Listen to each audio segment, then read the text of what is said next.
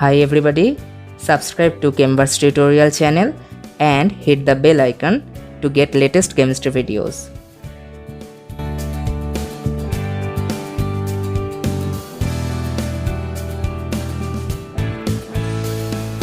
Hello everybody, welcome to Chemverse tutorial, and this is our third lecture on the organometallic chemistry, and today we are going to discuss about metal carbonyls.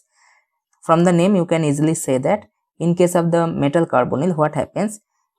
The CO ligand carbonyl molecule, that means the carbon monoxide molecule, this behaves as your ligand. Now there will be this kind of MCO linkage. So this is the structure of the metal ligand complex.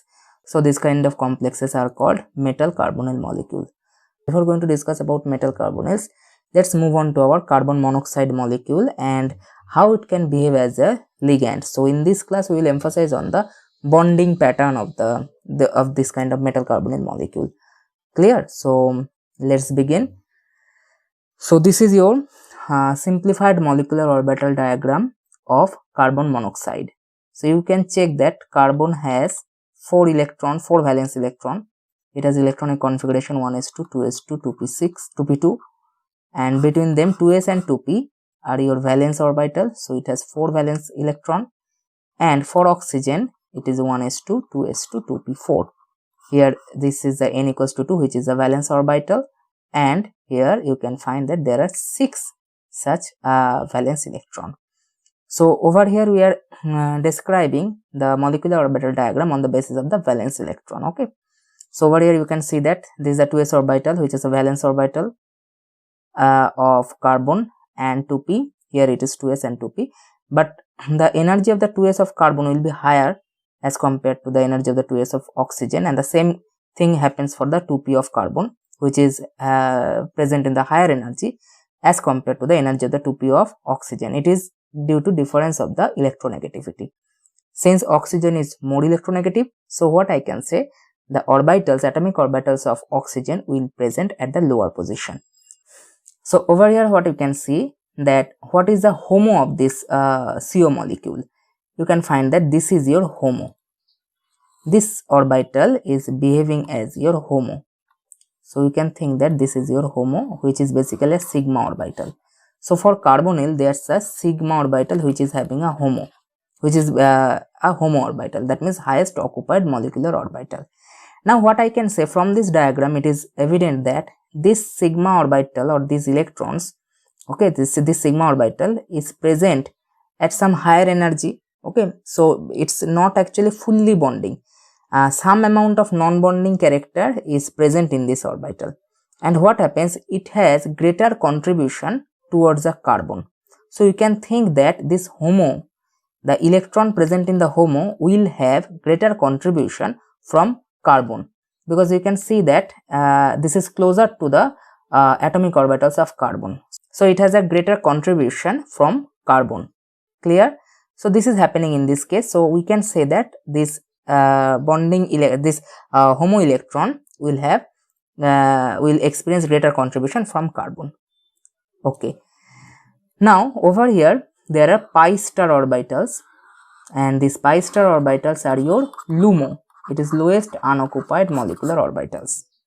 Okay, so if you draw the structure, then you can find that this is somewhat the structure of the carbonyl molecule, where it is a positively charged, it is negative charge, and there will be a pair of electron. So this pair of electron is your sigma HOMO. This is present in your 3 sigma HOMO. Okay, now remember that this oxygen will have also lone pair, but it is not donated because electron is donated from the HOMO orbital, and also you can think that from this simple molecular structure, oxygen is more electronegative and positive charge is present over here. So the lone pair over oxygen is not good for the donation.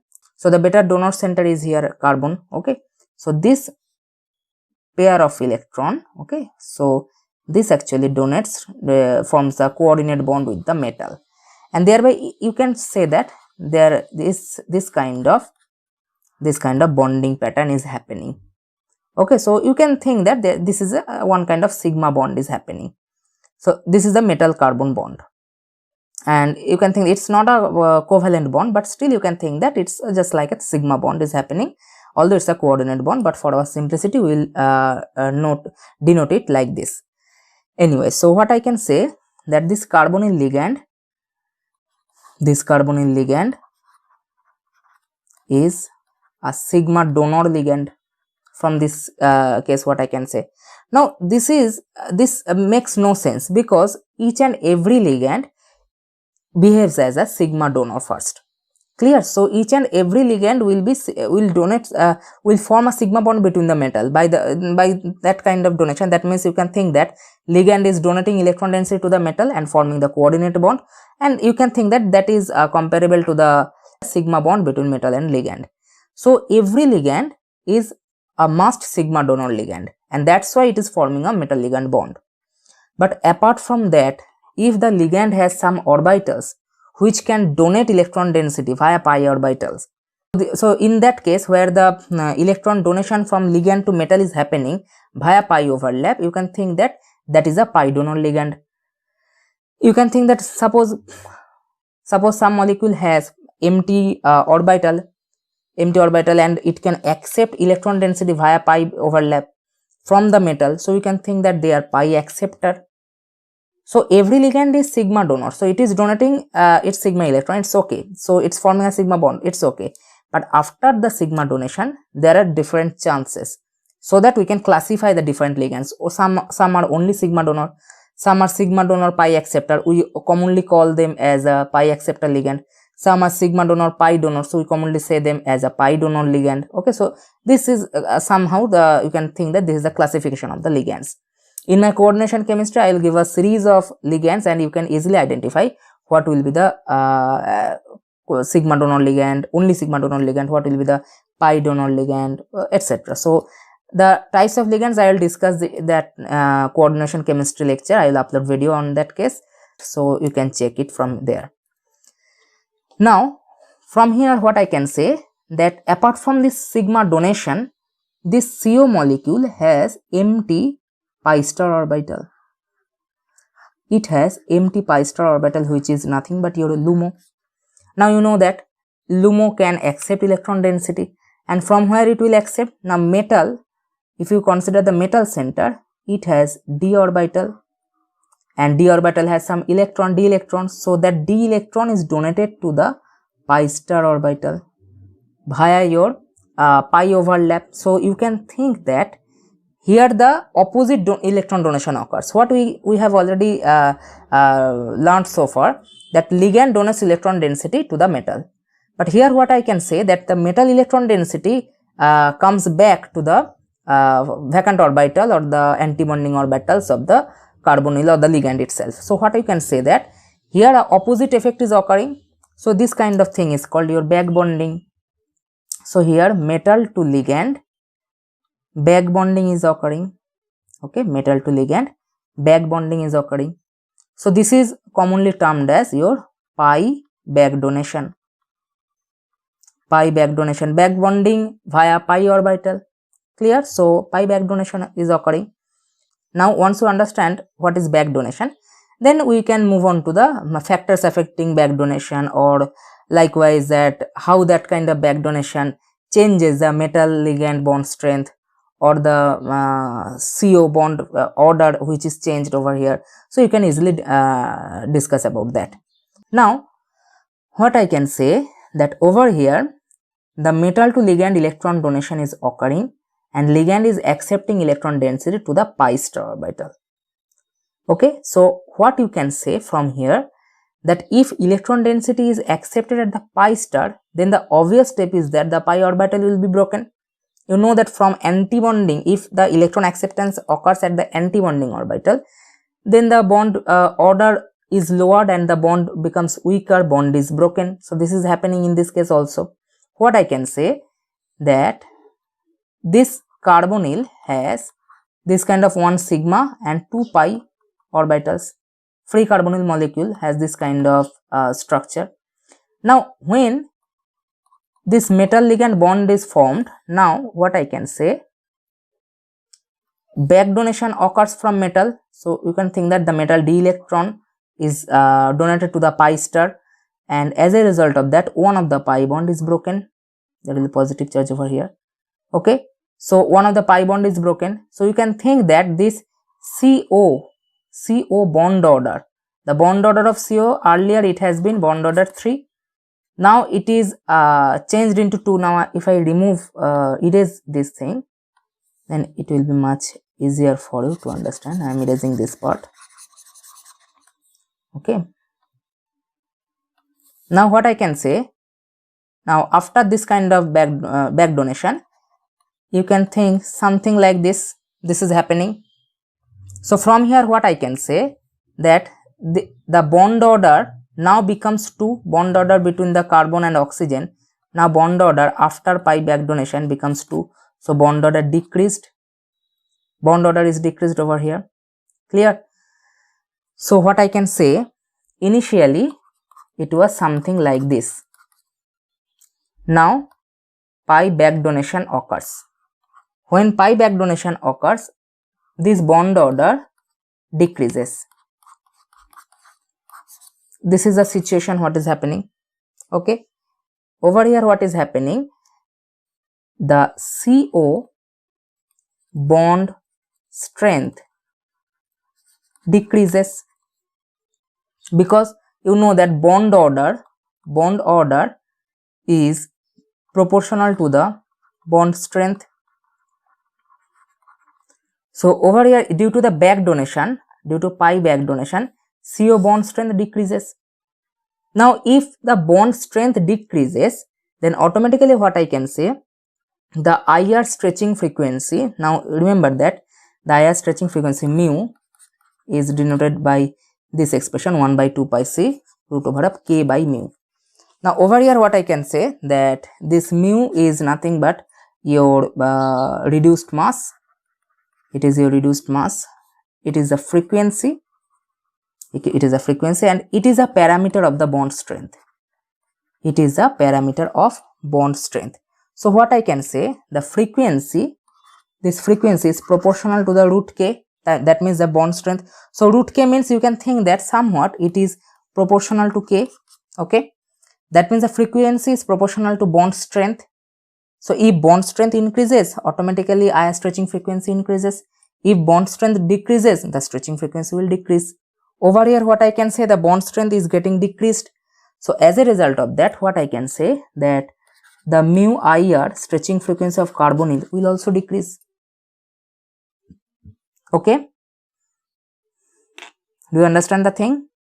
Now over here one more thing is present, that is, if you check this system, that there is only single bond between metal, and this is a metal part and this is a ligand part.